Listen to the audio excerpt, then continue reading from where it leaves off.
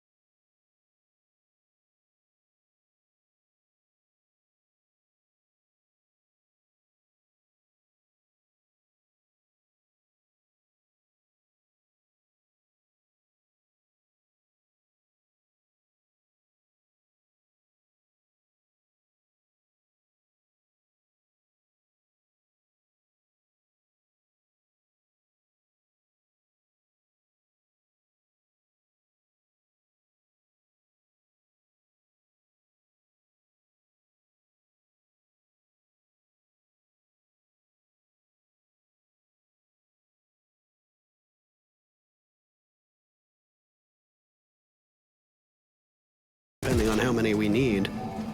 But I do think we're in for some surprises. That's the word I would use. I do think there will be some surprises between these teams. Whether it be individual player skill, whether it be bomb sites that we see, whether it be the results, ultimately.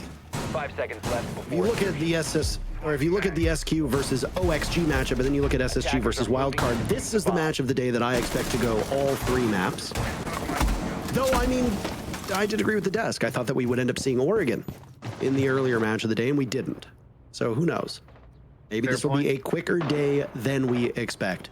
We're underway with round number 1. It's a downstairs defense for Space Station. Operator bans are locked in, as are the operators that will be played for the entirety of this round.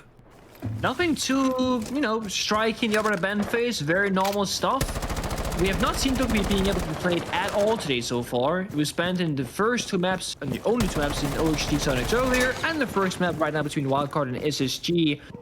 Asami, of course, Ying, Valkyrie, we know this tale as old as time. They are just incredibly strong on Clubhouse, and most maps to be fair, which is why they're all kind of leading the charges of ban rate, and also pick rate when they're then not banned.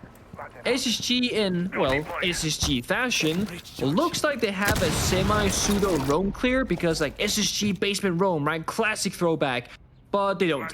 Sure, Forest is on castle, but all 5 members are actually downstairs. There's no mute Mossy shenanigans trying to, deceive the attackers as to, oh, maybe there's a roam at top floor. There's not. It's going to be a big bunker-style defense, mirror window on that church wall and into blue to lock things out.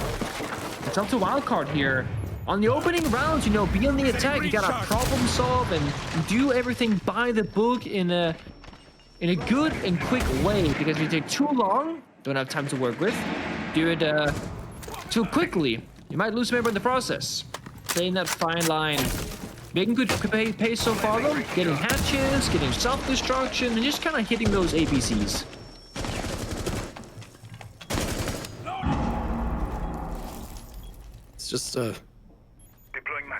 Just a minute to go. Very quiet.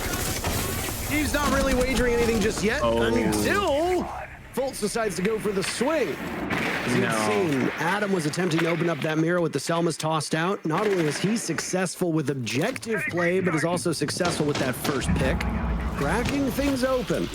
Fultz, a tremendously skilled player. No smoke for the remaining push.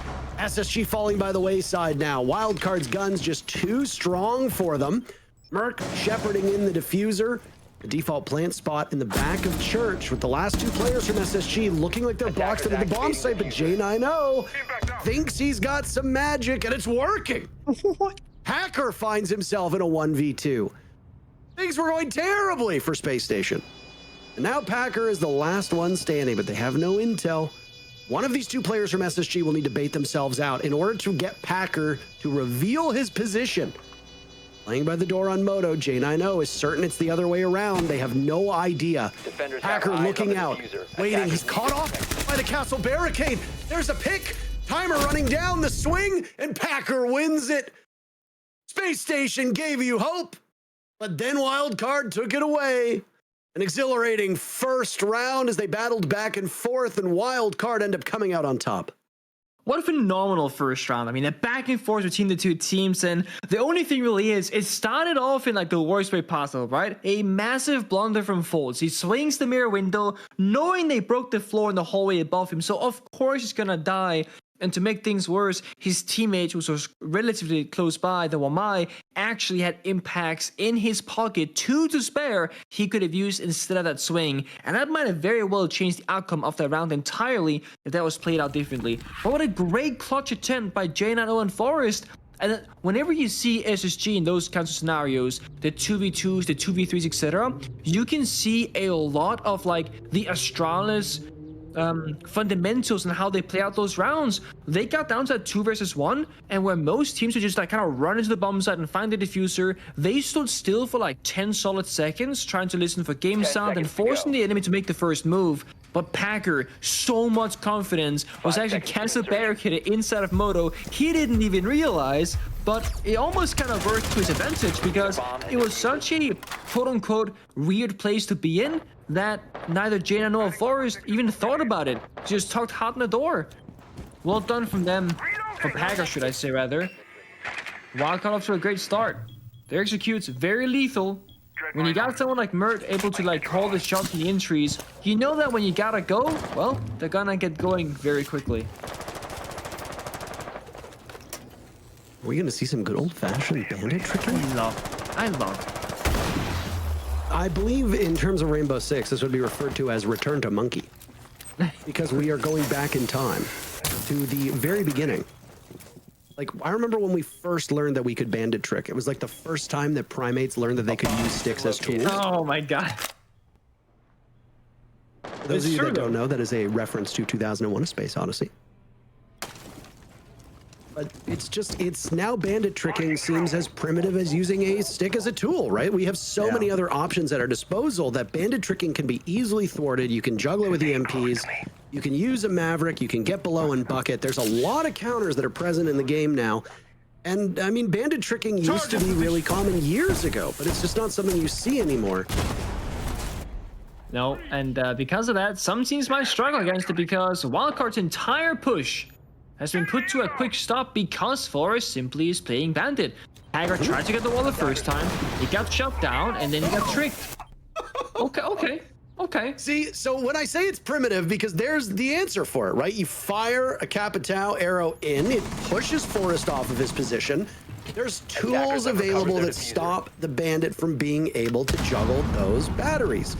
Now, not all hope was lost. Eventually the panel gets opened up. That's credit to Wildcard, but they lose Merc in the process. Forrest survives the first altercation. And with Wildcard down numbers, need to circle around this garage take. Spirits engaging with the Wamai, hoping for some good RNG with the pistol marching up, and we've all been where hot and cold just was. There's no way out of that circumstance other than winning your gunfight. Oh, there isn't. No team is going to help them either, but the rest of Wildcard are falling by the wayside. No one else but the Monty of Spirits is finding success. I say that, Source find the heat-seeking grenade from below, catching Forrest mid-movement.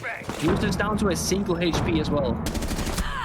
Surf engaging down below, another pick from Space Station. Monty will only have Packer as an escort. 15 seconds left.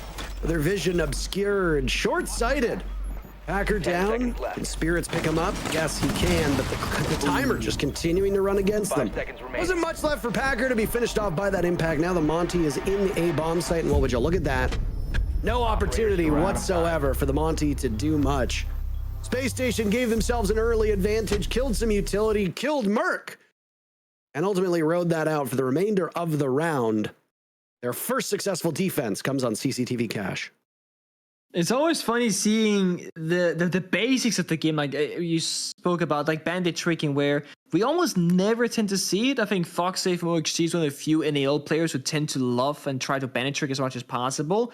And it used to be that everyone did it, so every attacking team learned how to deal with it. Nades from below, cabins of fire, play Maverick, whichever. And then we see Wildcard be like, okay, want to take Garrett's catwalk with the Muncie and the Cabot Tower, just gotta get the wall first. And they kind of forget about step 1 because they're so focused on step number 2, which was catwalk. So they get bandit tricked and they spend half the round trying to figure out how to deal with that. Ended up being an EMP combined with the cabins of fire, and it worked. But it took so much time and effort, and they lost Merc as well, and they lost the garage entry behind the Monty after that happened.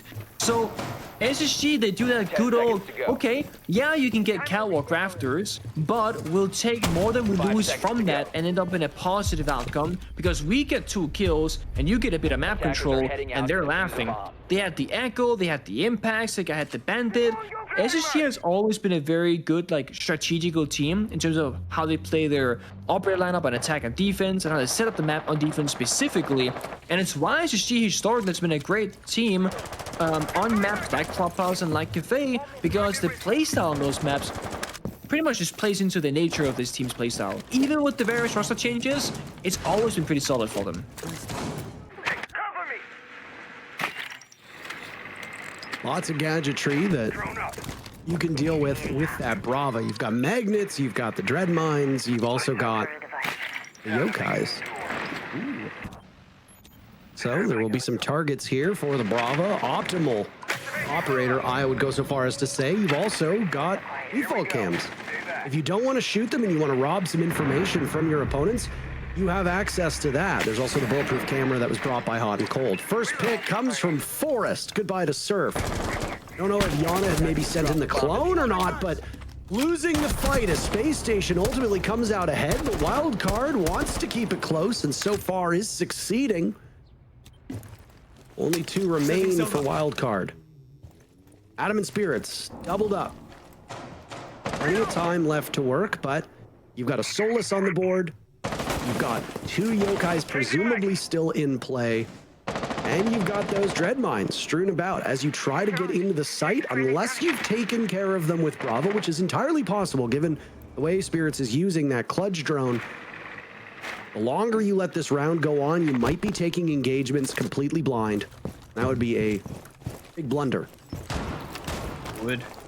Thankfully, we've got a ton to work with. Yeah, intel's hard to come by, but do some self-destruction from Adam. He's got 2 more self-breaching charges in his pocket. That's going to give them a bit of line of sight near the bomb site. But the issue, once again, Solus and Echo with a yokai alive on defense, going to make it a lot more difficult to actually enter the bomb site itself than you'd normally think, because they have that much intel. They know the default cam is hacked now as well. They know that the attacker is that intel on the bomb site, so now they can play far off, play inside a strip, pool table, play at the main staircase, false playing lounge. They actually want Wildcard to go to the bomb side, then figure out where they're planting with either Echo or the Solus, and then again play for retake. Not many teams like to play this kind of way, but SSG, they definitely do. There's a drop from Spirits. A DMR can absolutely flatten you. Spirits marching on in. Adam with coverage. Down goes Fultz. Are they isolating these last 2 players? J9O, position given away, wins the fight. 10 seconds to go. Adam will need to retrieve the diffuser or get the final 2 picks. That's a heady task. Kill opt for the play as the yokai comes out. Hot and Cold runs in. No real opportunity. Got a feel for Adam in that circumstance. Space Station win 2 in a row. And again, it's just how smart Space Station are playing it in those rounds. Like, there's no real way for Wildcard to win that unless they somehow find the perfect plant spot where you don't get yellow paint, the yokai can't stun you, and Adam can cover 3 different angles at the same time, because Solo's gonna push you from lounge, the Castle's gonna push you from strip, and Echo's either gonna be on the yokai denying the plant, or just simply go for that wall bang because the red/yellow ping was in action. So it's just strategically such a beautifully played 3 versus 2 that almost guarantees the defenders to win it without any real risk of losing ever. And it's just very nice to watch.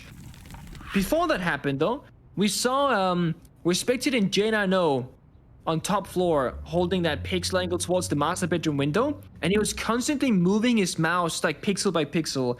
And I'm sure people are gonna wonder about like, what's that about? Why is he like moving? Is it a high sense player? Is he like ADHD, like he has to move constantly? It's actually a very common trait to stay alert and stay focused, where if you hold an angle for a very long time and you don't move your mouse, then when action actually happens, you find yourself a little bit slow. By just doing really micro movements with your mouse, it's very common done in Counter-Strike, Valorant, and Siege as well. You kind of stay on top of your game, you stay alert. Of course, if you're literally going to be a pixel off because you're moving on 1 pixel at a time, yeah, you miss your shot, but your action time-wise can be faster. Just a little fun fact of why G9 most likely is doing that. What are the benefits of having a former player, a former pro, a former world champion, former two-time back-to-back world champion is that you can provide insights that other people can't? About micro movements of the mouse, yeah.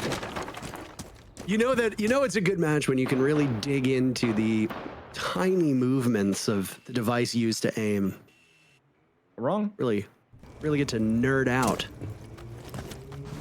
I mean, I love that aspect of the game. And it's why there are teams that are good to watch and there are teams that are great to watch. And I think when you can really dig into the details, why they matter, how they matter, and the fact that the teams are utilizing those small details, that's what makes watching Siege as a player, as a commentator, as a fan of the game, the best for me. And it's why Clubhouse, unironically, is one of my favorite maps ever in the game. Because it has a lot of those things every single round. There are those micro decisions. And there are so many ways to punish them as well on both attack and on defense. So good players with a good read in the game, and good teams with a good read in the game, they will tend to favor Clubhouse as well for that same reason, because it's fun for the brain. It's a bit of exercise for the mental part of it. Okay, Surf. Or just prone in the hallway, you know? Are we going to see another swing to protect these mirror windows from Space Station? It did not work out in their favor the first time around. Adam was able to gain serious value off of a single Selma charge as it came at the expense of Fultz's life. Kitchen has been opened up, and almost botched flash from Packer as there goes the hatch inside a kitchen. More bucking has been done. Surf pushing from blue. It'll be Hot and Cold that he'll run into first. Hot and playing by dummies just to get the angle onto that opening. First pick goes to Spirits. Say goodbye to Fultz. Uh-oh.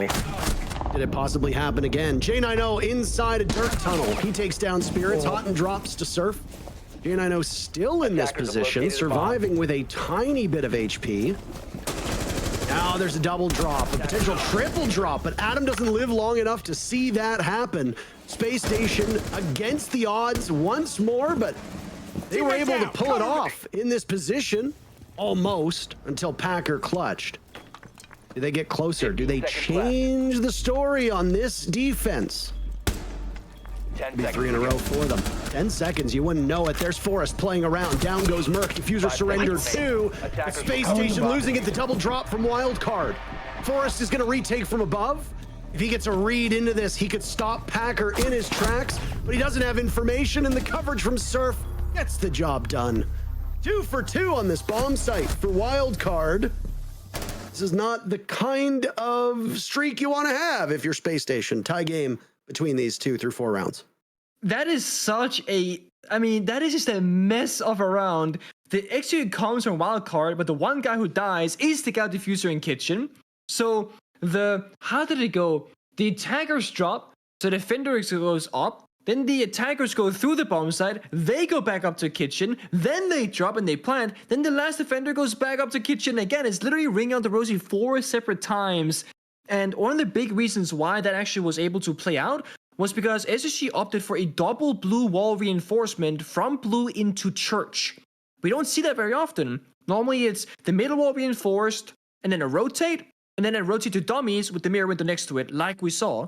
But by having double reinforcements to church, there's no crossfire that can be established to shut down blue, and it's why it was such a good entry point is initially for Wildcard to start off that execute. And it basically didn't allow SSG to retake from church into blue, which is why we saw the Jaeger go through church into the long hallway or go up to the kitchen hatch. SSG limited their own rotations. Unfortunately, their intention was to limit the attack, but they limited themselves in the process as well. You never know how those rounds are going to play out. But in that particular instance, I bet you SSG, they wish they had a rotate to work with, because they could have secured the injured kill and maybe even shut down the plant with the plant attempt with ease. Sticks and stones returning onto this clubhouse wall as Forrest will once again harness the tools of Bandit. Where are your tools, man? All just tools. But Forrest looks like he's fallen off the wall a little bit early on. He's preoccupied by that window being shot out. Hacker thinks that there's Bandit tricking, though. Here's the deal. Forrest is getting a lot of value by doing nothing at this point. There's a single shock wire down on the right panel. Forrest doesn't want to attempt one onto the left, so with that CCTV breach opens very early on. Okay. That was a kamikaze mission from Wildcard. They spring into the site. They are out-dueled quite substantially by Space Station. There's a nade toss stop. Hot and Cold knows that one player lays in wait down below. But now the two remaining players from Wildcard, their advance up red stairs, heralded by that proximity alarm. Adam, the first pick. Ashen playing around this panel, and the rodeo works out. 2 tickets for Wildcard. Beautiful play by Ashen around that panel. Wildcard didn't even stand a chance. I don't think either of the players even were engaged in the fight with him. Space Station take their 3rd round. Well, it could have been a very quick round for Wildcard, which is shut down. I mean, Spirits, middle of the bomb site, wait for the rotator, got that opening pick, and then he got traded. I would say if you rush in like that, getting a 1-for-1 trade, that is a success. The issue is the follow-up from the members on the breach didn't really get anywhere. They both fell immediately to Hot and Cold to pick up a quick double kill. And you said that, like, Forrest just got a lot of value by simply staying alive or simply playing Bandit. And that's actually the whole aspect of why teams these days, they play the Bandit. You pick it up to force the enemy to problem solve around it. You know, nade below, caps on fire, or buck vertically like we saw from Spirits. And you play the Bandit, you force him to do all those moves, and you simply leave the wall. Because you know if you try to penetrate that wall, you'll likely die, and it's not worth the trade. So you pick the Bandit just to cause that problem-solving situation, force some time and utility, then run away, and then sure, Bandit's gadget at this point kind of useless, the wall's open, right? But that's fine, because your value was found elsewhere by forcing that scenario to play out in the first place. And Forrest recognized that fine balance. If you overstay your welcome, you'll be met with a grenade or a vertical from box. So a well-read situation by SSG, and a good bomb site hold as well. Really struggling to pin down the vibe of this matchup so far, because it really does seem like anybody's game, at least through this first half. Space Station chose this map. Conventional wisdom suggests they should have the upper hand in this engagement. So far they do through the 5 rounds, but anything can change, and Space Station is going to go to the bomb site that they have struggled mightily with, which is that church bomb site down below. They're 0 for 2 here. The perfect opportunity for Wildcard to go a flawless 3-3 on this bomb site, and then would be 3-3 in terms of the scoreline too. How convenient. It's a bit of a surprise, because like Clubhouse does offer 4 very playable bomb sites, and trying to force basement 3 times out of 6, it must be SSG believing they're so much stronger than they really are, because the numbers say a different ballgame than the actual philosophy here. Well, it looked like a hot drop on blue hatch has been inverted. Merrick was not gonna drop it. It looked like it for a second. Wildcard, they're all very, like, they could go if they wanted to. They're outside of dirt, then the blue hatch, kitchen hatch. But they're still looking for what might be the best way through this round. Of course, they want that perfect 3 out of 3 in basement attack, and they want that even half. Well, you want to close in on even half? How about the first 2 picks? Spirits is in the bomb site. 1 minute and 20 seconds left on the clock, and Wildcard are just taking to the stockades. Fultz upstairs, Ashen inside a church. Right now, Wildcard have their claws around this blue bomb site. Fultz will attempt to drop, but there's one inside a freezer watching him. Ashen, the only kill for SSG so far. I admire his attempts with the sidearm. That Roni's only got a couple bullets in it. He'll run out very quickly on. 15 bullets flies by in a hurry. Wildcard antagonizing him with the drone. Right now at the feet of Ashen, knowing how precious that magazine is for this player. Back up to 16 bullets as he's reloaded. Troubling inside of Moto. That timer continuing to run down. Wildcard just throwing bodies at the problem, but Ashen's not able to get to the diffuser with 1 second left. Even before he can get there, Surf gets the final kill, but the timer was past the point of no return, as we say. 3 for 3 on this bomb site for Wildcard. 3-2-3 the scoreline, and the first half gets us. It's like it doesn't need anything to really initiate it. It just seems like Merc says 3, 2, 1, go. Like at a random point in the round.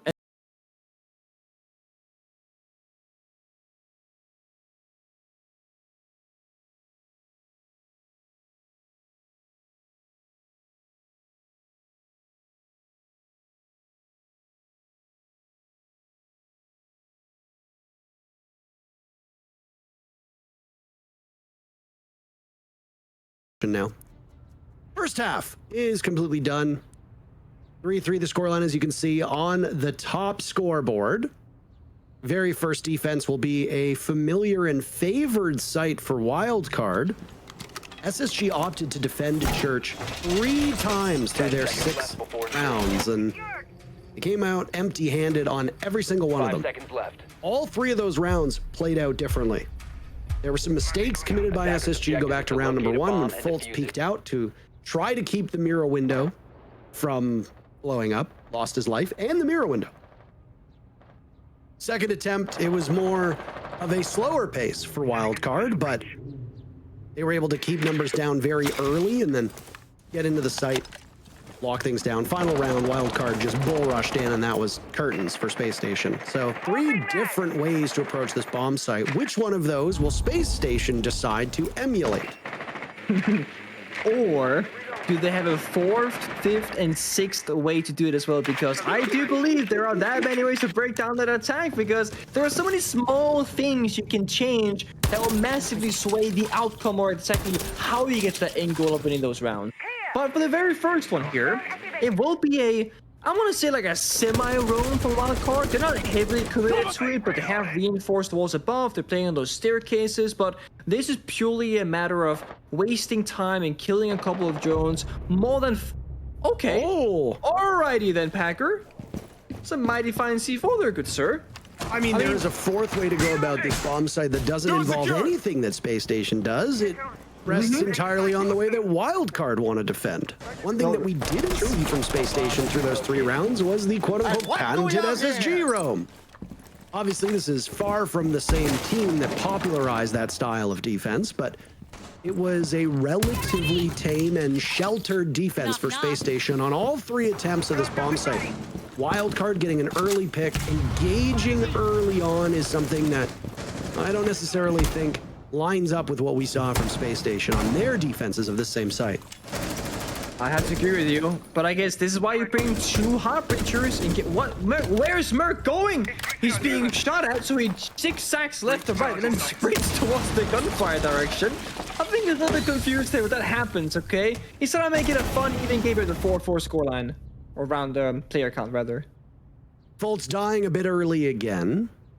I say early because there's 1 minute remaining. Much of this round has actually gone by. Ashen searching for his 2nd kill since coming back into this lobby. Wildcard are hunkered down towards the back of the bomb sites. Down goes Adam as Forrest has dropped. Forrest can be a nasty shot when he wants to be. Spirits with 1, but SSG are dominating the kill feed at the moment, and they clear things out as J90 walks through blue after murdering one inside of Church. J90 might have been nearsighted, but still in his cone of vision lay the last player from Wildcard, and Space Station takes the lead off of their very first attack. And thankfully, it was the Ace Heartbreach that died at C4 and not the Hibana, because if they couldn't get all those hatches open up, well, the entry to the bomb site just won't look that easy for them, because Ace can only get a single hatch open, takes 2 summons for 1 hatch. He only has 3, of course. Whereas Hibana, well, you can get as many as you would like. You're never gonna run out of X-Kairos, even if the enemy brings 2 sets of impact grenades. If you go 2 pellets at a time, the lowest amount of Hibana, you will still get the kitchen hatch if you would like. That is how strong Hibana currently is. It's why we commonly see her banned on Clubhouse, because she makes defending basement incredibly difficult if she's open. And just again, if she's banned, makes it that much more viable to defend. This C4, incredible. Even Hot and Cold didn't see it coming. But then there's this really old trick that SSG they have up their sleeve, and it's Forest. Yeah, he plays Hibana and he plants Diffuser, he drones a lot, but he's also very commonly just in the bomb site. And it's another classic Forest round where he drops the kitchen hatch as the first member in the bomb site from SSG. He gets the first opening kill and then helps his teammates get the rest. It's beautiful again from SSG and the teamwork coordination side. Even though Wildcard got the opening kill, they did falter on the side itself, which is where they should be the strongest. Then again, we know Wildcard allowed to get kind of aggressive with it. Roam around, take early confrontations, and play the game in a way that is not typically seen as common, and they do it so well. But perhaps playing the game in a common way in the end round is one of their weaknesses. We'll have to see. It's only been one defense round for them so far. Can't fully judge them on that. Obviously, it's not related to what we're witnessing as SSG gets into position on this upstairs execute, but God, every single time I see the free cam, I just think of the possibilities that it can bring to spectating. It's still very much in its infancy, and the observers are just getting the hang of it. They've put in great work, but once we've had a couple of stages under our belts, allowing them to toy and tinker with it, I think we're going to get some absolutely spectacular views when it comes to the level of observing available. Yes. This is a tremendously difficult game to observe, but I feel like adding that free cam can make it both challenging, but also, in turn, add to what you witness. There's the very first pick. Hot and Cold taking out Spirits. It hit him. There's another as well. They just keep coming. The diffuser has been dropped. Attackers recovered the diffuser. Merc wandering into bedroom. Surf and Packer with him. Only Fultz has died from SSG. This is Wildcard trying to play that again, like the default part of the round, just kind of sitting still, kind of tame, right? They're playing the game correctly, behind the deployable shields, got ADSs, but Adam dies without moving, without firing back his gun, and they didn't even kill a lot of drone, right? Only 3 drones killed so far, with Solids alive in prep phase as well. That's not a very good situation to be in on the defense side of things, and I think if they swing Jenna and get the kill, that could be a win the round, but he's just that much better. Every single time somebody gives this man a gunfight, he tends to win them. Oh boy, Packer. Yep, I was about to speak, and then the round was over. SSG are fired up, motivated, and very much vibing. 5-3 as Wildcard have been unsuccessful through the start of this second half, and they'll call their timeout. That is not a surprise whatsoever. Let's go back to the jokes about medicine that we were talking about. How do you diagnose this, Dr. Pengu? Oh boy, how do we diagnose the issues here? I mean, let's think. I think, first of all, the next bomb set you play is Bar, because it's the bomb set that allows you the most amount of map movement. You can play top floor in the basement on the first floor, and it gives you what I believe is Wildcard strength, right? You're playing proactively on the map, you're moving. I think that's the key here. That means basement roam, and it means Bar defense. The issue is CCTV and Gym, they're very much the opposite. It's all about picking your 3-4 corners and sit in those areas and deal with utility. So I think you start the bomb site changes, try and pick up some rounds here, maybe mentally get back in the game, because I do feel like Wildcard could easily be a very emotional and like quote-unquote momentum-oriented team. When things are working, when solutions are coming up, when they're winning their opening duels and they go for those mini executes, they just storm through things. We saw that earlier in like round number 1, round number 4, round number 6. The 3 rounds Wildcard won were very convincing, I would say, with how they got there. But the rounds that they've lost, very similar fashion, they look a little bit like they don't know what to do or just simply outclassed by SSG. They opt to go downstairs one more time, so their rotation will be basement with a very weak roam, just killing drones, into that Gym, very passive bomb site where they just kind of sit in corners and CCTV and bomb site itself. Now back to the basement, and I like this what I'm seeing right now. The roam reinforcements on CCTV, mute jammer on it, and the catwalk reinforcement. 10 seconds Usually left when we before see insertion. this specific trio, Rio, it means that they're gonna stick around top 4 5 seconds and left. actually fight it out, or at the very least intend to try and fight for the ground and not just give it up Attacker's immediately. objective is to And I locate think that's a what they bomb gotta and do. defuse it. They need to fight. The question is, what happens if Spirit either A, isn't helped by his teammates because Serve is very far from Master Bedroom, or what if they simply lose out on their own? Then SSG are playing 5 versus 3, and Wildcard will face the same issue on the bomb side, but with even less people alive. So a lot of the workload right now is on the shoulders of the roamers of Surf and Spirits.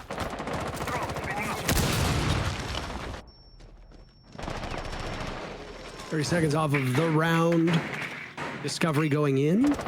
Space Station once heralded for their cheeky drones. DZ as well talked about for how they're able to have drones pretty much everywhere at all times, but during that mute Mozzie meta, Space Station was very often credited for having constant intel on you. You saw one of those drones up on the vents over rafters, and now J90 will get a lot of value with one player spotted inside of Cache. Things coming out as well that cannot be capitalized, as I believe an EE1D by Fultz was used before he hopped back onto his drone. Surf roaming in lounge, and Hot and Cold thought stock was free and clear. It was not. Wildcard get the first pick. Surf says that's enough. Go back down inside the bomb site, play a little bit safer. You've killed half of the round at this point, also removing the buck. Given that this is a downstairs defense for Wildcard, big focal point for SSG with that sledge was to take kitchen. Now you've got breaches in the hands of Ashen and J90, but it's going to be a lengthier process if you want to open up that floor. Yeah, and it's again that movement, right? Allowing freedom from the defending players, and now they fall back to side to kind of consolidate the troops, and I do like this because they built that early lead, and they get the soft breacher and the grenades like you mentioned, so they're in a really good position, and they just have one more test left in this basement exam, actually win the 5 versus 4 and hold on to the important areas. Blue especially, where Spirits currently is playing, is the middle ground between both bomb sides, so if they can hold control over that, that'd be very important for them. Down goes Packer as SSG gets on the board. 40 seconds seems to be the go timer for most of these teams, though Wildcard pulled it off a bit earlier. Absent a Ying, you cannot Candela that Moto door. Flashes will do just fine, or so SSG thinks, but Wildcard have answered them. 4 uncontested kills in a row, and Wildcard, after their timeout, strike back. They've got 4 rounds. They still trail SSG. But this one's certainly no blowout. I just want to see Bar now. I want to see them do it, make that decision. Not saying it's like the only right decision, but I feel like it makes too much sense not to go Bar. Or to go Bar. Because, again, you want the movement, you want to work with the map, and you have so many different operators and TVs you can play out if you want to for intel, right? Whether it's the Echo or the Maestro or just bulletproof cameras, loads of options there. To remind you, the operator bands rather is the Valkyrie, Dokkaebi, Asami, and Ying. So while the Valkyrie isn't available on defense, everything else but that in Asami is. You can flex around all you want. We know Wildcard are capable of doing so, as are SSG. See what they opt for. I'm actually very curious. I would love to see what bumps up we're going to. I'm dying here. Oh, it's a replay. What a tease. My goodness. Best part is we got medics observing, and he could very easily just whisper what the bomb site is in your ear, but I imagine that he is having a good amount of time not telling you. The bomb. Yep. And he just giggled, so I think that my hypothesis is correct. It's not our stage. Go for it. I am heartbroken and disappointed. There's still time for it. You know, it's only the 10th round. But I want to see how they deal with this now, what their approach is going to be. We saw them played it, they won it when they were on defense. But I know you want more. I always like seeing the sites that usually don't come in. Is this going to be a rush? Because they got a Monty lined up. Oh my, bandit tricking actually prevails. Surf getting an awful lot of value out of that single shock wire as one Selma, one exothermic charge, and one pocket EMP are used. It looked like Space Station might want to press the advantage as quickly as they could, but all they'll settle for is that opening created by the Selmas, and now they have scrambled off of this position. They get the Additionally, first. there's a secondary shotgun on the board on defense, so keep your eyes peeled. I don't know if you saw that. No, I did. A bomb has been located. I'm more curious though as to what the actual game plan is from PlayStation. Like, they get the first of the breach, that's fair. They rotate off it. They don't need it right now, and you don't want to risk dying on that breach solo bolo. But the actual push, this Muncie is alone. Now the defenders don't know that, but we have the silhouettes. Nobody's behind Forest right now. But this could be a good old Muncie's gonna bait that this is gonna be the executing garage, but they're gonna strike elsewhere. And we see Ashen and Jacuzzi, Forest and Stock Doors well downstairs, so, or Hot and Cold rather. So, oh, that's not pretty. Folds the leadoff pick elsewhere. Merc on the board, subduing J90. Surf, off-site. Oh my. 2 players of SSG inside construction. Surf is inside a bedroom. He could swing in and catch them off guard. They'll have to go quickly though, as now Spirits will duel against Forest. Removed as Forest unsheathing the pistol. Nice play by Surf to remove Hot and Cold from this position inside of construction, and now cheeky little peek. Gets the drop onto Fultz, will secure with the nitro cell. Fultz unable to crawl out of that way. Surf making so much noise. We spoke it into existence. No diffuser for SSG. They'll need to pick it back up, as Surf and Adam will wait out the final 30 seconds. Might just be time for kills from Space Station. Attackers recovered the bomb diffuser. Ashen is dispatched. They go pick it up. Now he'll attempt the Attackers plant. have dropped the bomb diffuser. Adam getting information onto Ashen. There goes an impact. The bandit will be compelled to act, but Ashen is doing all this work himself. Attackers have Will recovered jostle around the diffuser, this time giving it to Forest as Adam 5 shoots seconds through the remaining. floor. Can Ashen stop him in time? Because right now, Adam is doing some serious work, but he picks the Attackers wrong activated. direction. Forrest pulls it off, and Ashen down below shoots SSG to map point. That is so okay. Ashen was kind of, analysts have said that he had a weak beginning, and it's true, he did have a weak start to the league, and he's a new boy, right? He has to learn. But Ashen made a Giga Brain play that round, and it's a very difficult one for SSG to problem solve. Solus is below you, and the Bandit of Surf is next to you inside a connector or master bedroom, depending on where exactly he's moving. And what Ashen did was that he started actually planting to give off the sound cue. He immediately stopped, dropped the diffuser on the side, which looks like, for Solus's point of view, the bomb is going down. So what happens? Surfs push forward from connector, but Ashen just dropped it and then swung him. So the Solus is going, oh, they're planting, only one guy left, swing now. But it's a complete fake out. And this doesn't happen that often because Solus is still, a relatively new operator in the game, and you don't get into this specific scenario of faking it out by dropping the diffuser on the ground to make it look like you're planting the Attackers have diffuser. discovered So the location Ashen of is a just bomb. like split-second decision making there, just completely salvages the round for Space Station. And after that, it's the Monty who's 10 planting. seconds left. Ashen goes downstairs and get the second kill as well. So while he might have had a slow 5 start to seconds the league, he is certainly a much better player already, only a couple of weeks later. And that's something that, when players have great potential, one of those aspects is how fast can they learn and how hungry are they also to gain that knowledge. When you're playing with players that have so much experience, like J90, Forest, Falls, Hot and Cold, the entire roster, just be a sponge, right? When they throw stuff your way, you say, yes, sir, okay, sir, and you learn from it. And you can very much tell Ashen is a person who's hungry to learn, given his quick improvement so far in the league. And it didn't take us Argon to see Blitz, because Forrest is a madman. Playing Blitz on Clubhouse is very difficult, on a gym defense no less. This must be a Jacuzzi rush, surely, because Thermite and Forrest and Blitz are both locked and loaded outside that breach, and Hot and Cold on main stairs. Yep, they're gonna go for sure. If there's anybody who's enough of a lunatic with the skill to back it up, it's Forrest to pull this off, and he immediately dies. All right, so he runs into bedroom. Merc punishing him, also getting Ashen. SSG on the board. Hot and Cold trying for the follow-up. He'll do just that, but we're 1 minute into this match, and Hot and Cold is a single point of HP. He's the last remaining player from Space Station.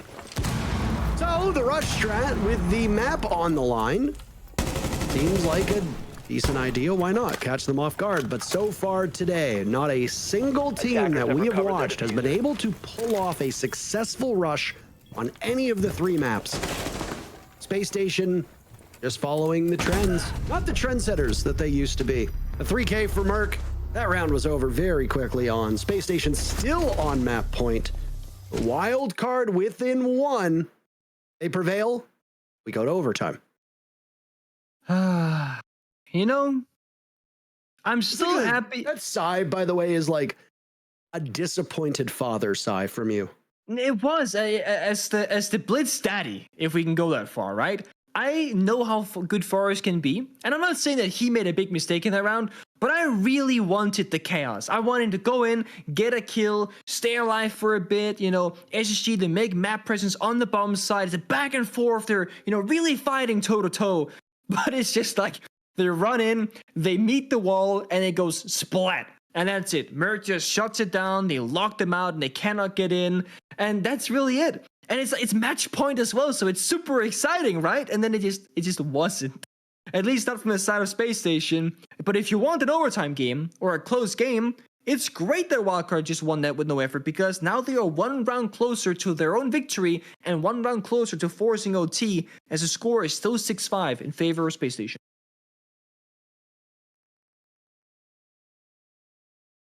Timeout called. Settle things down. Space Station were in the inverse, if you recall, when I made that comparison long ago, when Lycan said, well, you know, we were losing 5-6, and I thought what we needed to do was obvious, yada, yada, yada.